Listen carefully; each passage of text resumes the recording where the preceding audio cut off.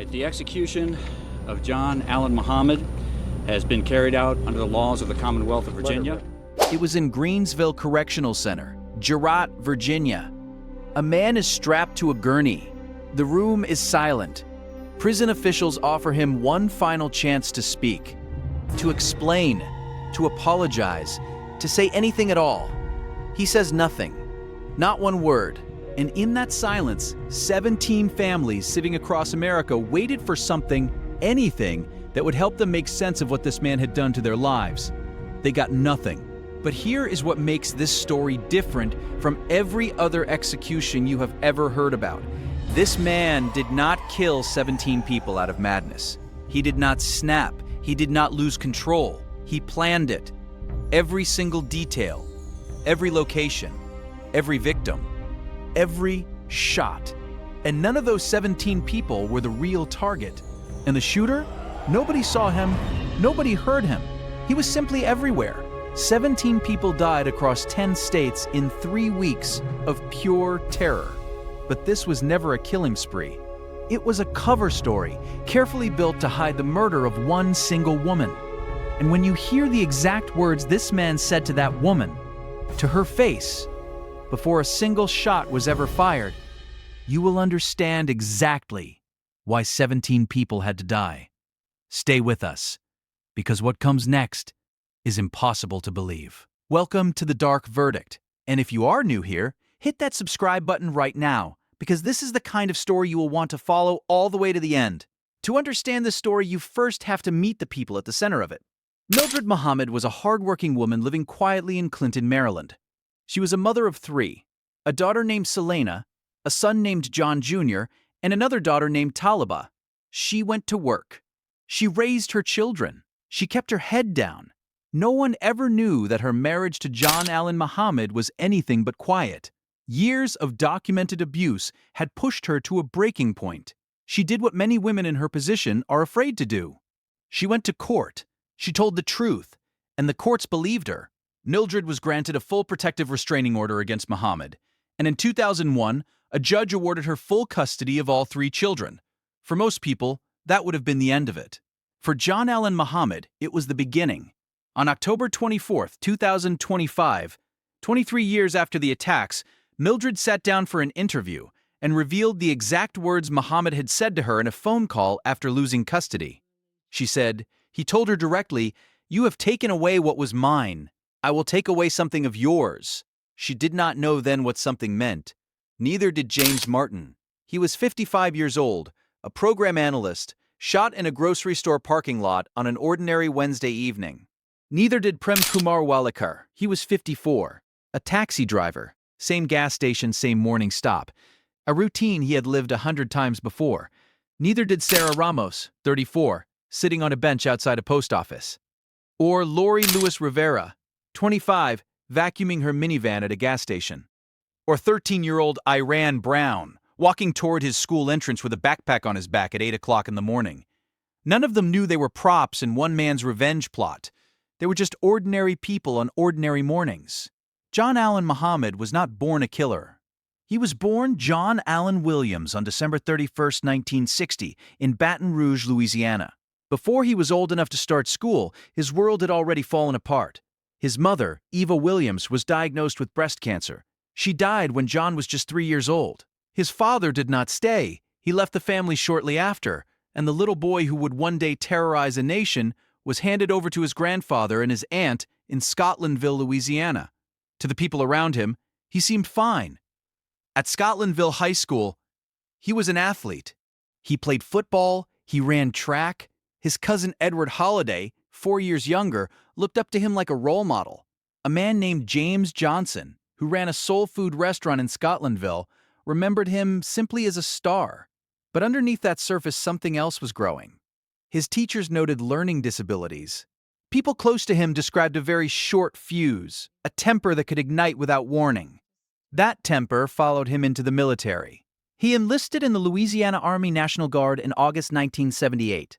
Within his early years of service, he was court-martialed not once, but twice for violently raging at his superiors. He was punished, and then he was given another chance.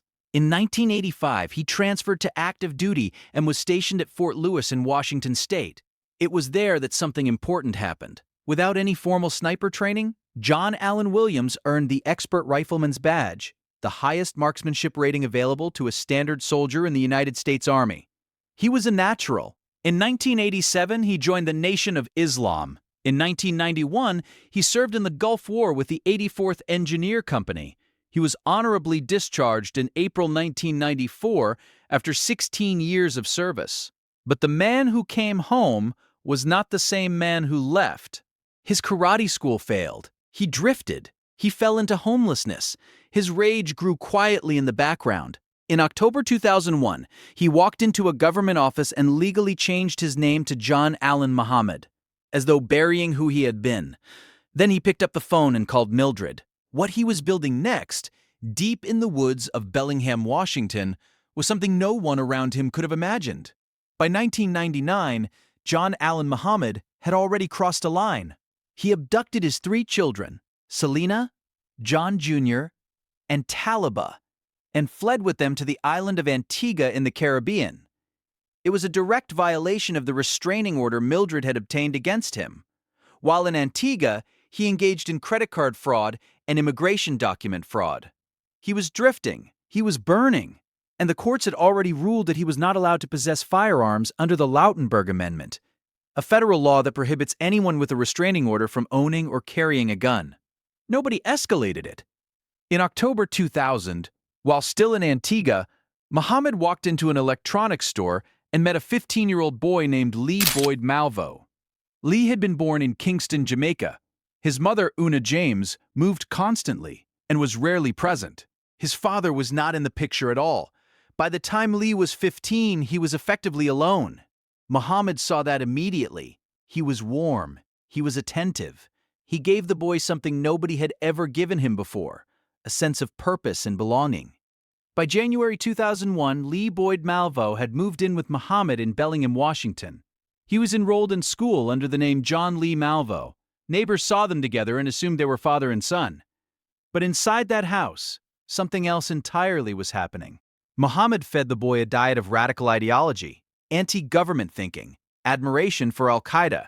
He taught Malvo that conventional morality was a lie invented by the powerful to control the powerless. When Malvo's mother briefly tried to reclaim him in Florida, Lee ran straight back to Muhammad.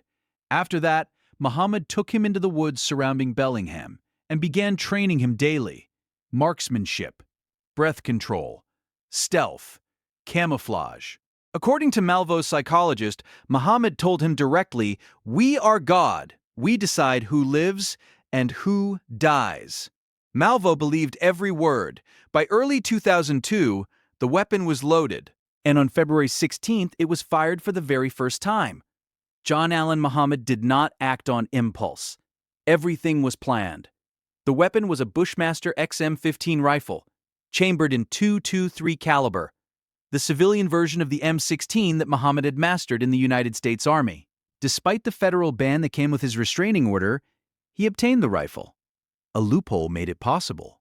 The vehicle was a 1990 blue Chevrolet Caprice, a former police car purchased in New Jersey on September 11, 2002. Muhammad modified the trunk himself. He cut a hole in the metal near the license plate, just large enough for a rifle barrel. Inside the trunk, the carpet was worn completely flat from the outline of a human body lying prone. It was not just a car, it was a mobile sniper's nest. A person could lie inside that trunk, aim through the hole, and fire at a target outside without ever being seen. His accomplice was Lee Boyd Malvo. Not recruited, manufactured, groomed from the age of 15. By 16, Malvo's own identity had been erased and rebuilt entirely around Muhammad's purpose. According to Malvo's sworn testimony in 2006, the plan had 3 phases. Phase 1. Kill 6 white people per day for 30 consecutive days across the Washington, D.C. and Baltimore corridor. The goal was total psychological paralysis. Phase 2. Move to Baltimore, shoot a pregnant woman, kill a police officer, then bomb the funeral to kill attending officers. Phase 3. Extort $10 million from the United States government, travel to Canada recruiting homeless boys, train them as shooters, and deploy them across the country. But all three phases were a smokescreen. The real target was one person, Mildred Muhammad, living quietly in Clinton, Maryland. Every random victim was camouflage.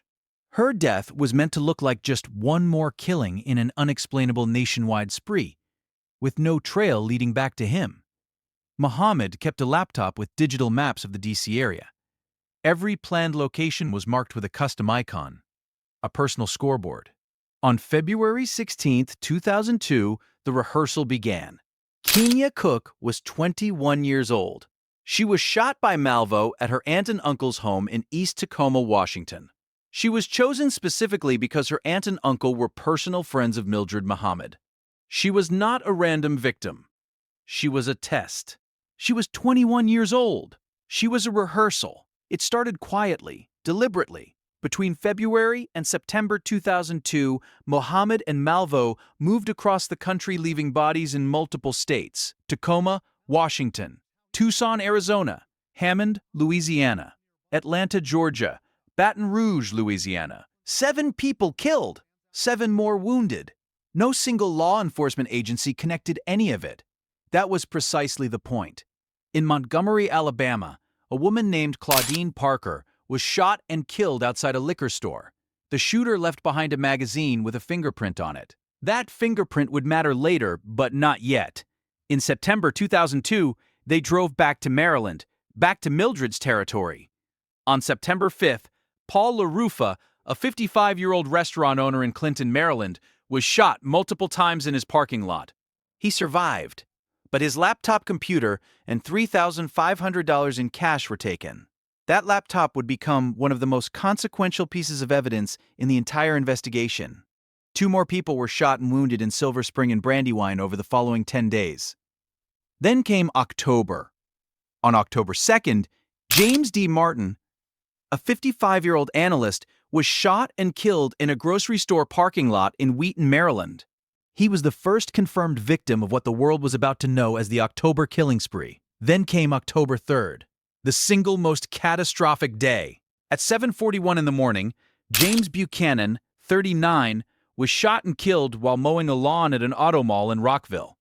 At 8:12, Prem Kumar Walikar, 54, was killed at a mobile gas station in Aspen Hill. Same route, same stop, same ordinary morning he had lived 100 times before. At 8:37, Sarah Ramos, 34, was shot in the head while sitting on a bench outside a post office in Silver Spring. At 9:58 in the morning, Lori Lewis Rivera, 25, was killed while vacuuming her minivan at a Shell gas station in Kensington. That evening at 9:20, Pascal Charlot, 72 years old, was shot while taking a walk on Georgia Avenue in Washington, D.C. 5 people, 5 locations, 16 hours. The city did not sleep.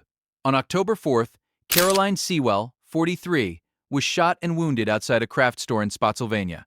On October 7th, 13-year-old Iran Brown was shot in the chest while walking toward the entrance of his school in Bowie at 8 o'clock in the morning.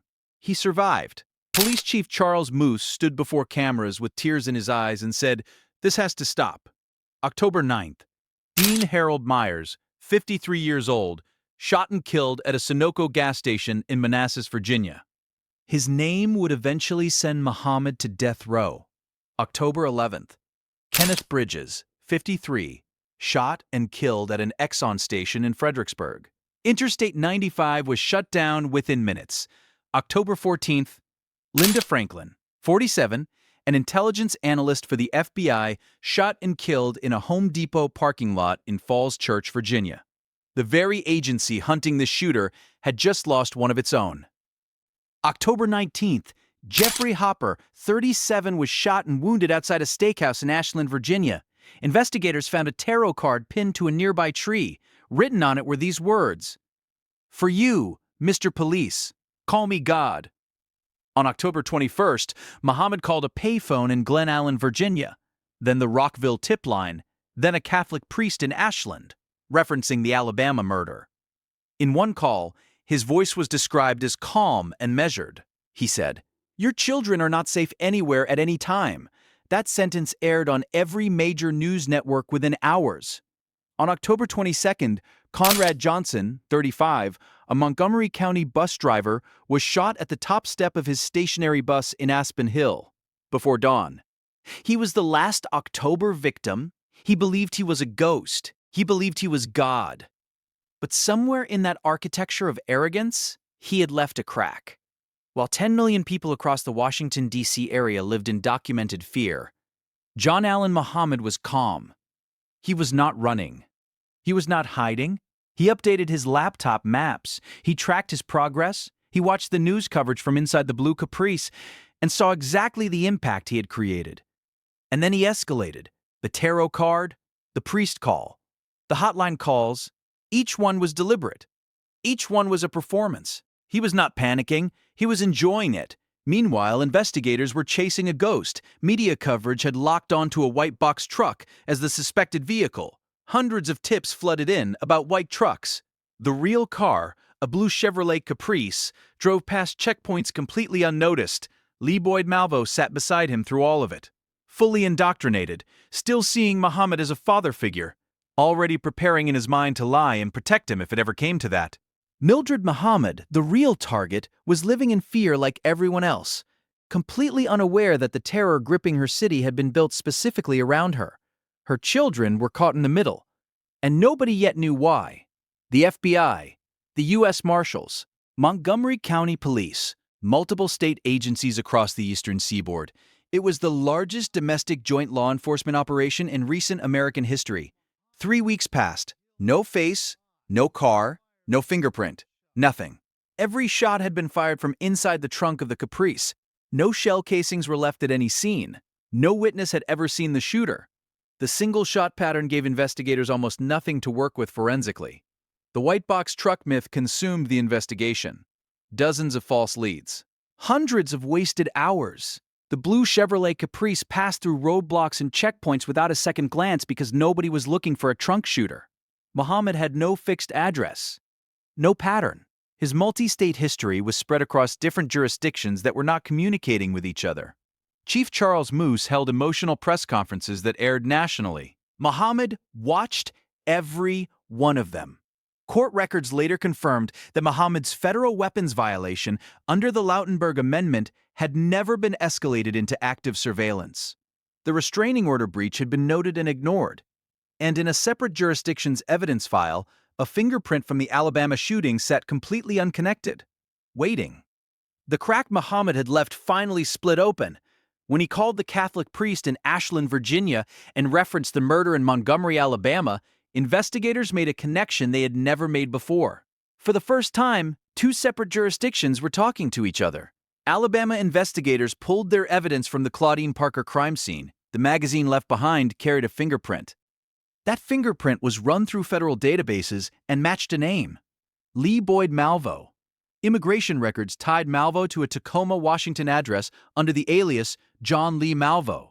Malvo led directly to Muhammad. Muhammad led directly to a 1990 blue Chevrolet Caprice purchased in New Jersey on September 11, 2002. A nationwide alert went out immediately across every law enforcement channel in the Northeast. On national television, Chief Charles Moose delivered a coded message: "We have caught the sniper like a duck in a noose." It was a signal to Muhammad that investigators were communicating with him. Muhammad had no idea the net was already closing around him. At 12:54 in the morning on October 24, 2002, a truck driver who had been watching the news for weeks spotted a blue Caprice parked at a rest stop off Interstate 70 in Myersville, Maryland. He called it in. Law enforcement converged silently. No sirens. A wide perimeter was established. At 3:19 in the morning, officers moved in. John Allen Muhammad and Lee Boyd Malvo were found inside the car, asleep. Recovered from the vehicle, the Bushmaster XM-15 rifle, ballistically linked to more than 10 crime scenes across D.C., Louisiana, and Alabama. The modified trunk, the laptop with maps, location icons, and a kill log. Journals, a backpack. Attorney General John Ashcroft reassigned jurisdiction to Virginia, a death penalty state. Prosecutor Paul Ebert took the case. The intent was clear from day one. In October 2003, John Allen Muhammad stood trial in Virginia Beach, Virginia. The charge was the capital murder of Dean Harold Myers, the 53-year-old man shot at a Manassas gas station on October 9th. Muhammad briefly chose to represent himself. He delivered his own opening statement, then immediately handed control back to his defense attorneys. The prosecution presented more than 130 witnesses and over 400 pieces of evidence: Bushmaster ballistics, the modified trunk, laptop maps, phone recordings. Muhammad's DNA was found on the rifle. Malvo's fingerprints were also on it. The defense challenged Virginia's triggerman law, arguing there was no direct proof Muhammad had pulled the trigger. The Virginia Supreme Court later ruled that the terrorism statute overrode that requirement entirely. On November 17, 2003, the jury returned its verdict. Guilty on all counts: capital murder of Myers, capital murder under the terrorism statute, making Muhammad only the second person ever charged under that law, conspiracy, and firearm charges. On March 9, 2004, Judge Leroy F. Millett Jr. sentenced him to death. The Virginia Supreme Court affirmed the sentence on April 22, 2005. Justice Donald Lemons wrote, "With calculation, extensive planning, premeditation, and ruthless disregard for life, Muhammad carried out his cruel scheme of terror." At trial, Malvo took the stand and admitted he had lied during the Virginia proceedings. He had taken blame for multiple shootings, believing that as a minor he would avoid the death penalty. The truth, he testified, was that Muhammad had pulled the trigger in several murders himself. On May 30, 2006, Muhammad was found guilty on 6 counts of first-degree murder. On June 1st, he received 6 consecutive life sentences, with no possibility of parole. In a related civil case, the Brady Center sued Bullseye Shooter Supply and Bushmaster Firearms. The case settled in 2004 for $2,500,000. As for Lee Boyd Malvo, he received life without parole in Virginia. A 2020 juvenile sentencing law later made him parole eligible. He was denied parole in 2022. Maryland ordered resentencing in 2022. A hearing was held in December 2024. By 2024, after 22 years of clean conduct, Malvo had been transferred to the lower security Keene Mountain Correctional Center. After sentencing, John Allen Muhammad was transferred to Sussex One State Prison in Waverly, Virginia, the maximum security facility that housed Virginia's male death row inmates. He spent his years there filing appeals and making statements that revealed exactly who he still believed himself to be. In April 2008, his legal team filed an appeal claiming he had suffered brain damage and had been mentally incompetent to represent himself during trial. The appeal was rejected. Then, in May 2008, Muhammad did something unusual. He wrote directly to prosecutors asking them to stop the appeals process, describing the proceedings as an attempt, in his own words, to murder this innocent black man. He was not remorseful. He was still performing. On September 16, 2009, Judge Mary Grace O'Brien signed the order. The execution was set for November 10, 2009. On November 9th, the United States Supreme Court denied his final petition. No written opinion was issued. The door was closed. Justice John Paul Stevens, joined by Justices Ruth Bader Ginsburg and Sonia Sotomayor, noted that the case highlighted what he called the perversity of executing inmates before all appeals had been fully concluded. Yet even they concurred with the denial. A final clemency petition was submitted to Virginia Governor Tim Kaine, presenting detailed psychiatric evidence of mental impairments that had never been placed before the sentencing jury. Governor Kaine reviewed it. He denied it. On the evening of November 10, 2009, Muhammad was transferred to Greensville Correctional Center in Jarrett, Virginia. He accepted his last meal, chicken with red sauce and cake. When offered the choice of execution method, he declined to choose. Under Virginia law, that default meant lethal injection. When offered his final statement, he declined again. 27 witnesses were present in the execution chamber, including members of the victims' families. Mildred Muhammad was not among them. At 9 o'clock in the evening, the execution began. At 9:06, the lethal injection was administered. At 9:11, John Allen Muhammad was pronounced dead. Prosecutor Paul Ebert stood outside and told reporters, "He died very peacefully. Much more peacefully than his victims. His body was cremated, his ashes were given to his son in Louisiana." Lee Boyd Malvo, the boy Muhammad had manufactured into a weapon, was 40 years old in 2025. His legal battles were still ongoing. A weapon still paying for crimes it was built to commit.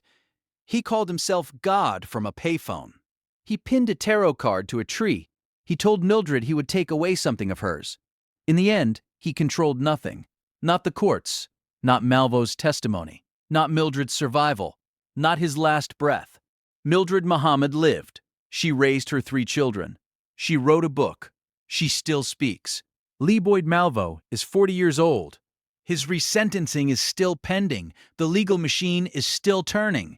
Almost no one is talking about it. 17 murders, 1 custody battle, 1 man's ego, 1 woman who refused to disappear. Which moment in this story hit you hardest? Drop it in the comments below. And if you want to be the first to know when Malvo's resentencing verdict drops, subscribe and turn on notifications. Because on this channel, we follow the cases the headlines forgot.